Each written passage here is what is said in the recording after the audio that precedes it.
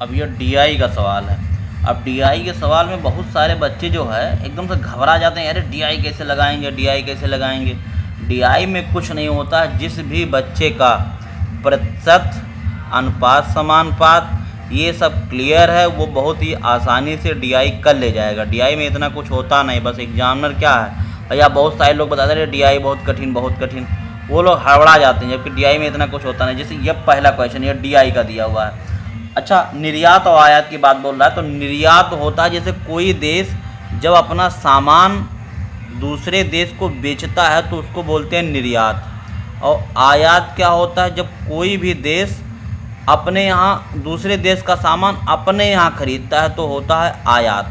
जैसे अगर हम चाइना से माल खरीद रहे हैं, चाइना का सामान खरीद रहे हैं, तो हम क्या कर रहे हैं, आयात कर रहे हैं। अगर हम अपना सामान बांग्लादेश या नेपाल को बेच रहे हैं तो हम क्या कर रहे हैं, निर्यात कर रहे हैं। तो किसी भी देश की इकोनॉमी या अर्थव्यवस्था के लिए सबसे बढ़िया यही होता है कि वो ज़्यादा से ज़्यादा उसका सामान बिके, मतलब निर्यात हो।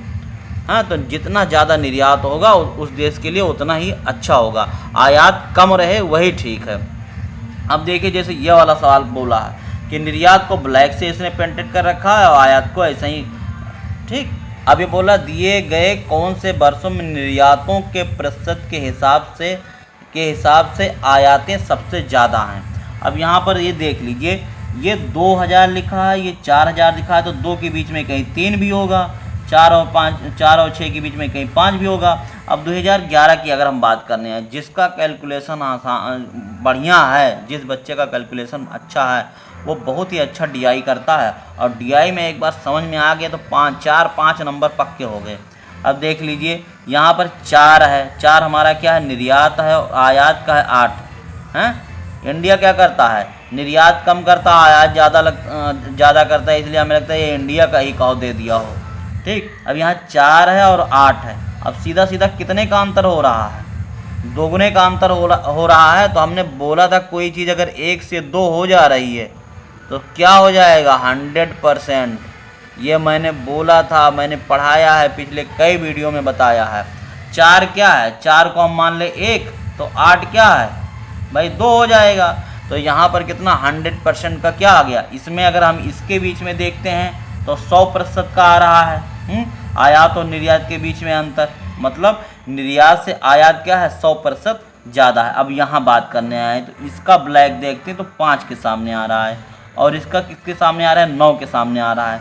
तो अगर किसी बच्चे को समझ में नहीं आ रहा कि इसका कैलकुलेशन तो थोड़ा कठिन हो गया, तो 9 में से 5 घटाएंगे कितना आ जाएगा, 4 आ जाएगा।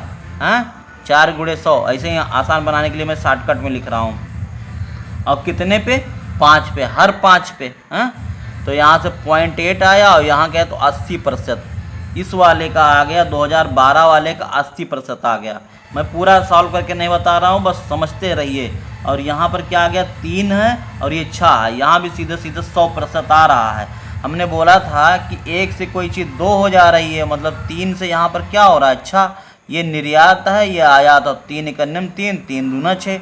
अब इस प्रतिशत निकालोगे तब भी वही बात आएगी। तो यहाँ भी क्या आया, 100% आ गया, मतलब 2013 वाला भी 100% आयात ज़्यादा है। अब 2014 की बात करने आए तो ये 4 है और ये 10 है, हैं। तो 4 और 10 सीधा सीधा ऐसे ही कर लो, हैं। 4 × 4 और 4 × 2 10, हैं, ऐसे ही कर लेते हैं। तो अब यहाँ पर सीधा सीधा देख पा रहे हैं, तो यहाँ 150% आ रहा है। 150% कैसे, 2.5 में से 1 घटाओगे भैया, 2.5 में से अगर हम 1 घटा दें कितना आएगा, 1.5 ही तो आएगा। तो 150% इसका आ जाएगा। हाँ, अब इसका बात करने आए 2015 वाले की, तो 3 है, 3 से कितना हो गया, 9 हो गया। तो 3 से अगर कोई चीज़ 9 हो जा रही तो 3 × 3, 3 × 9। अगर हम इनका अनुपात में तुलना कराएं तो 1 अनुपात से 3 अनुपात है, मतलब अनुपात में ये ज़्यादा कितना है, 2 अनुपात ज़्यादा, यानी सीधा सीधा 200%। 2015 वाले का क्या आ गया, 200% आ गया। अब इसका स्टैटिस्टिक्स समझ लो, स्टैटिस्टिक्स क्या समझ लो, ये देखने से ही यहाँ पर मीनारे, जैसे क्रिकेट मैच लोग देखते होंगे तो उसमें दिखाता है, सब बताता है कि इस ओवर के दौरान इतना रन बना है, इतना तेज़ गति से रन बना है, या ऑस्ट्रेलिया का है या इंडिया का है, इस ओवर के दौरान इस टीम ने ज़्यादा रन बनाए हैं। हैं, बड़ी बड़ी मीनारें बने रही जिसमें ज़्यादा चौके छक्के लगे रहते हैं, ज़्यादा रन बना रहता है। और जिसमें लोग धीरे धीरे खेलते हैं तो उसमें छोटी छोटी मीनारें बनी रहती हैं। तो यहाँ अगर देख पा रहे हो तो यहाँ अगर देखोगे तो कम ही नज़र आएगा, खुद ही इसके बीच में, इसके बीच में कमी। दो मीनारें इसमें बड़ी दिख रही हैं, आयात और निर्यात के बीच में डिफरेंस।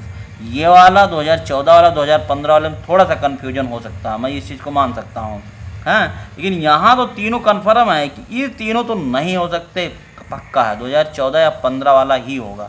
तो इन दोनों का सिर्फ निकाल लो, इन दोनों का सिर्फ निकाल लेंगे। सबसे बढ़िया तरीका ये 4 पर है निर्यात और आयात हमारा क्या है 10 पे है, हैं। तो 4 से सीधा 10 हो रहा है, मतलब 4 एक 4 और 4 अढ़ाई 10, हैं। तो 1 और 2.5 का अंतर आया, तो 2.5 में से 1 घटा दोगे तो 1.5 आएगा, वही 150% क्या आएगा, कैलकुलेशन करोगे तब भी वही बात पड़ेगी, वही 150% हमारा आयात निर्यात से ज़्यादा होगा। और यहाँ पर करने आएंगे तो यहाँ 3 से सीधे सीधे क्या हो जा रहा है 9 हो जा रहा है, तो 3 त्रिका 9, 1:3 का अंतर आया। यानी कि अगर अनुपात में अंतर देख रहे हैं 1:3 का है, अनुपात में अंतर कितना आया 2 का अंतर है, तो 1 रेशियो की वैल्यू है 100%, तो 2 रेशियो की वैल्यू कितनी आ गई 200%, तो 200% आ गई, तो 2015 वाला ही क्या हमारा आंसर होगा। अब देखिए ऐसे ही सॉल्व करिए, बहुत आसानी से सॉल्व हो जाए। अब अगला क्वेश्चन बोला वर्ष 2011 और वर्ष 2012 के संयुक्त निर्यातों, हैं 2011 और 2012 का संयुक्त निर्यात लेना है। संयुक्त निर्यात मतलब 2011 का निर्यात 4 है और 2012 का निर्यात कितना है 5 है, 5 और 4 मिलके कितना हो गया 9 हो गया। ये 0 उरो वाला थोड़ा भूल जाओ, हैं, ये नहीं तो फिर 00 है, 000 40 ऐसे लगाते फिरोगे फिर समय बहुत ज़्यादा लग जाएगा।